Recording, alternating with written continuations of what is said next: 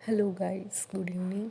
सो आज हम जो है सोशल स्टडीज़ जो कि सीटेट पेपर 2 में आपका आने वाला है, तो उसके लिए हम जो एक इम्पॉर्टेंट टॉपिक है प्राइमरी और सेकेंडरी रिसोर्सेज उसको डिस्कस करेंगे।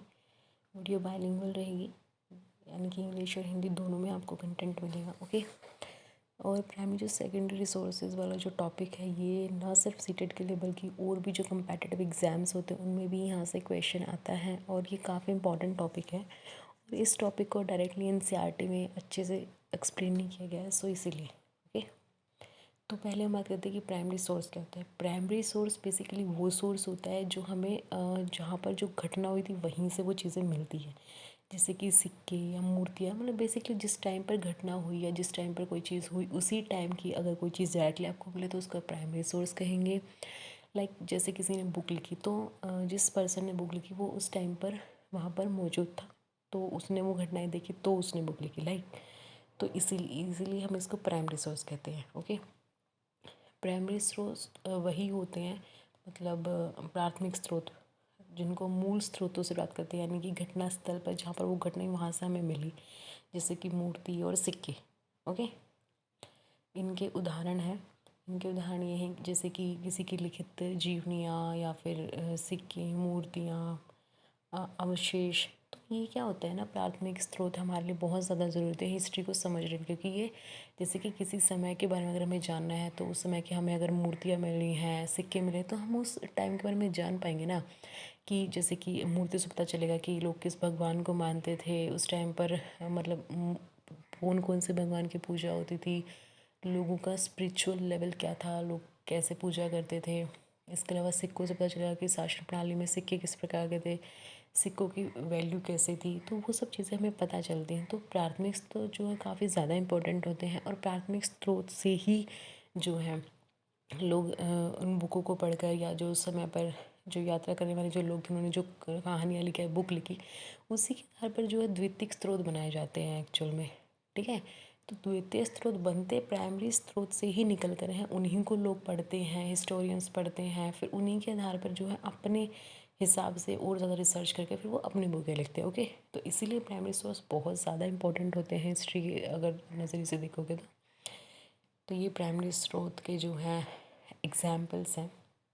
जैसे कि आप किसी से इंटरव्यू ले तो वो डायरेक्टली आप खुद ले रहे हो ना, आप उस समय पर मौजूद हो ना उस टाइम पर, तो इसी दैट वाई हम इसको प्राइमरी सोर्स कह रहे हैं। नेक्स्ट आता है सेकेंडरी सोर्स। सेकेंडरी सोर्स का मतलब यही है कि जो मतलब आप उस टाइम पर मौजूद नहीं थे, आपने किसी मतलब जब जो इंसान उस टाइम पर मौजूद था उसकी बुक से पढ़ लिया, या उसके जो एक्सपीरियंसेस थे उससे पढ़कर आपने फिर अपना वर्क लिखा, आपने और ज़्यादा रिसर्च वगैरह कर ली। तो बेसिकली सेकेंडरी का मतलब वही हो गया कि आप दूसरे हो, यानी कि आप प्राइमरीली वहाँ पर मौजूद नहीं थे, तो इसीलिए। ओके। तो सेकेंडरी स्रोत जो प्राथमिक स्रोत के आधार पर वर्णित चर्चा और मूल्यांकन के द्वारा तैयार किए जाते हैं, वही कि जो हमारे प्राइमरी सोर्स थे उनमें जो वर्णन किया गया उसको हमने पढ़ा, उसके आधार पर उनको हमने पढ़ा, जो उससे रिलेटेड बुकें थी उनको हमने पढ़ा देखा, फिर हमने अपने खुद की जो है बुक लिखी, तो वो हमारे सेकेंडरी सोर्सेज हो गए। ओके। इसका एग्जाम्पल है ये कि जनगणना रिपोर्ट से हमें देश की जनसंख्या आदि विषयों के बारे में जो मतलब हमें आंकड़े मिल जाते हैं, जैसे कि हमने जनगणना कर ली, वो तो एक प्राइमरी सोर्स है कि हम डायरेक्ट जनगणना करें, लेकिन उस जनगणना के आंकड़े के हिसाब से वो जो आंकड़े हमें मिलते हैं उसके आधार पर फिर जो निष्कर्ष निकाले जाते हैं वो तो एक सेकेंडरी सोर्स है ना।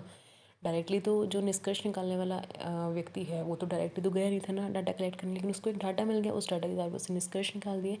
तो यही इसकी इम्पोर्टेंस को भी दिखाता है कि सेकेंडरी जो सोर्सेज होते हैं वो जो पहले जो चीज़ हुई थी उसका अगर आपको आज एक निष्कर्ष निकालना है तो वो निष्कर्ष उसके हिसाब से निकल पाएगा। ठीक है। तो जो पुराने चीज़ थी और जो नई चीज़ का जो एक लिंक है वो आपका सेकेंडरी सोर्स बना पाएगा, तो इसलिए ये भी बहुत ज़्यादा इम्पोर्टेंट है। तो ये सेकेंडरी सोर्सेज हैं हमारे, जैसे कि टेक्स्ट बुक, बिब्लियोग्राफीज़, कमेंट्रीज़, क्रिटिसिज्म। अब क्रिटिसिज्म किसी ने दिया तो वो कोई चीज़ घटना हुई उसको पढ़ कर ही उसने अपना क्रिटिसिज्म दिया हुआ ना। Okay. Hope you understand well. तो इसके अलावा सीटेट पेपर 2 में जो क्वेश्चंस आए हैं प्राइमरी और सेकेंडरी सोर्सेज रिलेटेड, तो ये वो क्वेश्चंस हैं। ओके। तो पहला क्वेश्चन ये है कि भारत में जो आरंभिक मानवों पर समझ के लिए निम्नलिखित में से किसे एक प्राथमिक स्रोत माना जाएगा।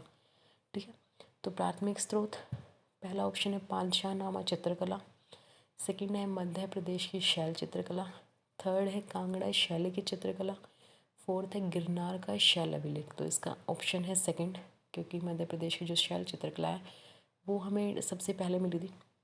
अगर हम मतलब मानव के बारे में समझ की बात करें तो वो सबसे पहले हमें इन्हीं के इसी से पता चलता है कि मतलब लोग पेंटिंग्स बनाते थे या वो मतलब क्या क्या कार्य करते थे, तो उन पेंटिंग्स के हिसाब से मतलब शैलो पर बेसिकली जो लोग पहले गुफा वगैरह में रहते थे तो वहाँ पर जो चित्र मिले हैं ये उनकी बात करता है। ठीक है, जो बाकी हैं ये बाद की घटनाएं हैं, तो सबसे पहले तो हमें इसी से पता चलता है।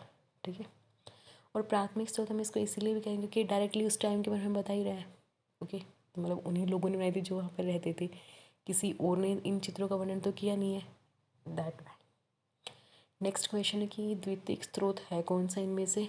भारत का संविधान, अमिंदरनाथ टैगोर की पेंटिंग, C.A. बेली द्वारा लिखित an illustrated history of modern India, James Mill द्वारा लिखित a history of British India. अब देखो जो संविधान है वो डायरेक्टली लोगों ने लिखा, मतलब संविधान तो एक ओरिजिनल डॉक्यूमेंट है, वो किसी ने इंटरप्ट तो किया नहीं है। नेक्स्ट है अभिंद्रनाथ टैगोर की पेंटिंग, वो उस टाइम पर मौजूद थे तो उन्होंने पेंटिंग बनाई, तो ये भी प्राइमरी सोर्स हो गया। जेम्स मिल उस टाइम पर जिस टाइम पर वो थे तो अभी उन्होंने अपनी बुक लिखी हिस्ट्री ऑफ ब्रिटिश इंडिया, तो ये भी प्राइमरी सोर्स है। सेकेंडरी सोर्सेज आपका ये है C.A. बेली की जो बुक है इलस्ट्रेटेड हिस्ट्री ऑफ मॉडर्न है, क्योंकि इन्होंने किसी दूसरे की बुक से पढ़कर, मतलब ये उस टाइम पर मौजूद नहीं था एट द टाइम, तो इन्होंने किसी और से पढ़कर या दूसरी बुकों से रिसर्च से तब इन्होंने अपनी बुक लिखी, तो इसलिए हम इसको एक द्वितीयक स्रोत कहते हैं। ओके, आई होप आप लोगों को ये समझ आया होगा। अगर इसके अलावा भी कोई डाउट है तो आप कमेंट में लिख सकते हैं। इसके अलावा आपको किसी और इम्पोर्टेंट टॉपिक पर जो है कोई भी वीडियो चाहिए तो आप कमेंट कर सकते हैं। ओके, नेक्स्ट है हमारा मोटिवेशन थॉट आज का। Success is not final, failure is not final, it is the courage to continue that count.